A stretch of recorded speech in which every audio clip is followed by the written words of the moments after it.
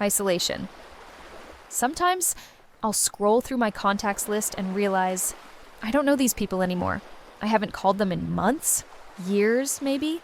Do they even remember me anymore? You send a text like, "Hey, how's it going?" You talk for a bit, and then it fizzles out. They don't initiate a conversation, neither do you. You feel as if they don't want to. They probably think the same. And now it's been so long, it's too late, right? It's funny how quiet life can get, isn't it? You can live in a city full of people and still feel like you're the only one breathing. Like everyone else is just moving through a different world, and you're stuck here, watching it from the outside. Sometimes I catch myself thinking about why we let it get like this. Why we let the spaces that once held life, laughter, and connection fade away while we sit glued to our screens.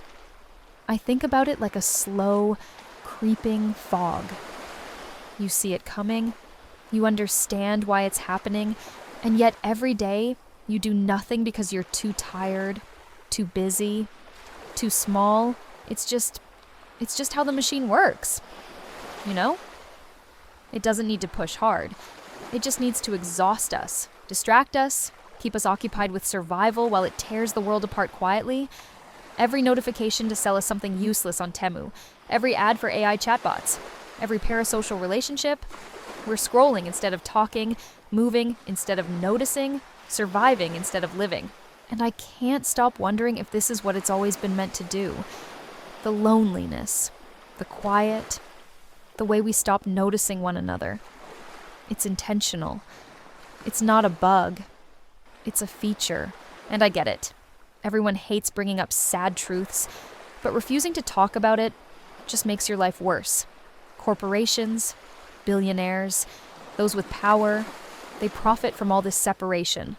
The less we see each other as people, the easier it is to sell us things, manipulate us, control us. An isolated population isn't a problem for them, it's a solution. And it feels pretty bad, doesn't it? To know that your exhaustion and quiet despair is exactly what keeps them stronger. I think about this a lot, and I feel frustrated because most people have just surrendered.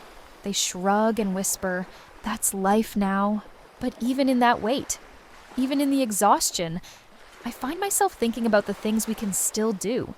The small gestures that feel almost meaningless, but are defiance in disguise.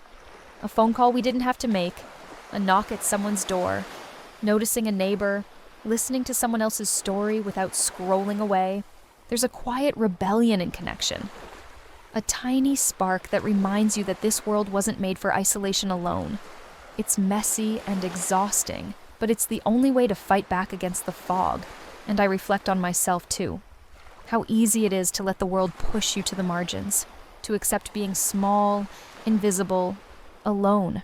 How easy it is to scroll past suffering, past quiet despair, past what we know to be deliberate. The machine doesn't just want us quiet. It wants us complicit in our own separation. And yet, I know that noticing, naming it, feeling it fully, that is resistance. That is refusing to give up. So I sit here thinking about it. This isolation, this deliberate loneliness that surrounds us.